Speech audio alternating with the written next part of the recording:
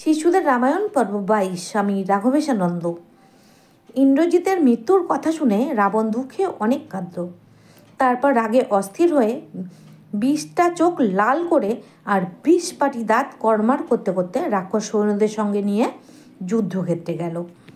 ভয়ঙ্কর যুদ্ধ করতে করতে সোজা রামের দিকে এগিয়ে এসে তার মুখোমুখি হলো আর রামের ওপর অজস্র বাণ মারতে লাগলো। ঠিক সেই সময় ইন্দ্রের আদেশে তার সারথি মাতলি 6টা সবুজ ঘোড়ায় টানা ইন্দ্রের রথ নিয়ে রামের কাছে এলো। রাম সেই রথে চড়ে রাবণের সঙ্গে যুদ্ধ করতে লাগলেন।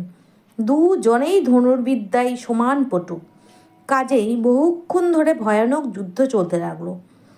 রাম একটা একটা করে রাবণের মাথা কেটে ফেলতে লাগলেন, আর সঙ্গে সঙ্গে একই জায়গায় নতুন মাথা গজিয়ে উঠতে লাগলো। মাতলি তখন আস্তে করে রামকে বলল, আপনি ব্রহ্মাস্ত্র ছাড়ুন। রাম তখন মন্ত্র উচ্চারণ করে ব্রহ্মাস্ত্র হাতে নিলেন, আর সঙ্গে সঙ্গে পৃথিবী কেঁপে উঠল। সেই ভয়ঙ্কর অস্ত্রের মুখ দিয়ে আগুন বেরোতে লাগলো।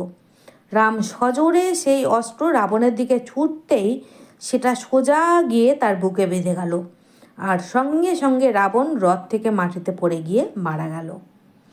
রাক্ষসেরা অবাক হয়ে তা দেখল। বানরেরা আনন্দে রামের জয় দিয়ে লাফালাফি করতে লাগলো। দেবতারা রামের ওপর পুষ্প বৃষ্টি করলেন। রাবণের মৃত্যুর পর রাম বিভীষণকে লঙ্কার রাজা করলেন। রামের বিজয়ের খবর সীতাকে দেওয়া হলো। সীতাকে স্নান করিয়ে পালকিতে করে রামের নিকট যখন আনা হচ্ছে, তখন সীতাকে একবার দেখার জন্য রামের নির্দেশে সীতা একটু দূরে পালকি থেকে নেমে হাঁটতে হাঁটতে আসতে লাগলেন, যাতে সকলে তাকে দেখতে পায়। শেষে তিনি রামের নিকট পৌঁছালেন। নিজের স্বামীকে দেখে তার বহুদিনের দুঃখের পর খুব আনন্দ হলো, কিন্তু সে আনন্দ বেশিক্ষণ রইল না। রাম বললেন, আমি আমার শত্রুকে মেরে একজন রাজার যা কর্তব্য তা পালন করেছি, কিন্তু তুমি এতদিন রাক্ষসদের সঙ্গে ছিলে, কাজেই আমার এখন আর তোমাকে গ্রহণ করা ঠিক নয়। যেখানে তোমার ইচ্ছা তুমি চলে যেতে পারো। রামের এই নিষ্ঠুর কথায় সীতার হৃদয়ে খুব আঘাত লাগলো। তিনি অনেক দুঃখ সয়েছেন, কিন্তু এই দুঃখ আর সইতে পারলেন না। কাঁদতে কাঁদতে বললেন, হায় হায়, রাবণ যদি আমাকে মেরে ফেলতো তাহলে এখন আর এই দুঃখ পেতে হতো না। স্বামী যখন আমাকে ত্যাগ করলেন, তখন আর আমার বেঁচে থেকে লাভ কি?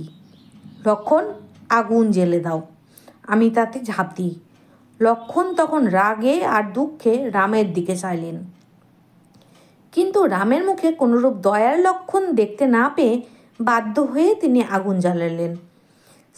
সীতা শ্রদ্ধার সঙ্গে রামকে একবার প্রদক্ষিণ করে আগুনের দিকে মুখ করে বললেন, যদি আমি সতী হই তাহলে অগ্নিদেব আমাকে রক্ষা করুন। এই বলে তিনি আগুনে ঝাঁপ দিলেন। আশ্চর্য হয়ে সকলে দেখল যে অগ্নিদেব সীতাকে কোলে করে আগুন থেকে বেরিয়ে এসে রামকে গিয়ে বললেন, পাপ সীতাকে স্পর্শ করতে পারেনি, সীতা নির্দোষ। রাম তখন সীতাকে গ্রহণ করে বললেন, আমি জানি সীতা নিষ্কলঙ্ক, কিন্তু তবুও একটা সকলে জানার জন্য তাকে দিয়ে এই কঠোর অগ্নি পরীক্ষা করালাম। বিভীষণ ও বানর বন্ধুদের সঙ্গে নিয়ে রাম ও সীতা পুষ্পক রথে অযোধ্যার দিকে ফিরতে লাগলেন। হনুমান আগে এসে ভরতকে সেই খবর দিল। ভরত আনন্দে রামের পাদুকা মাথায় নিয়ে তাদের এগিয়ে নিয়ে যাওয়ার জন্য ভরদ্বাজ মুনির আশ্রম পর্যন্ত এলেন। আকাশপথে আস্তে আস্তে রাম সীতাকে দেখতে লাগলেন। কোথায় কোথায় তিনি লক্ষণকে নিয়ে তার খোঁজ করেছেন। যখন তারা ভরদ্বাজ মুনির আশ্রমের কাছে পৌঁছালেন, তখন তাদের দেখে ভরতের চোখ দিয়ে আনন্দশ্রু পড়তে লাগলো। তিনি এগিয়ে গিয়ে রাম সীতাকে ষষ্ঠাঙ্গে প্রণাম করলেন এবং লক্ষণকে আলিঙ্গন করলেন। তারপর তারা সকলে অযোধ্যায় ফিরে এলেন। অযোধ্যার লোকেরা আনন্দে তাদের অভ্যর্থনা জানিয়ে চারিদিকে উৎসব করতে লাগলেন।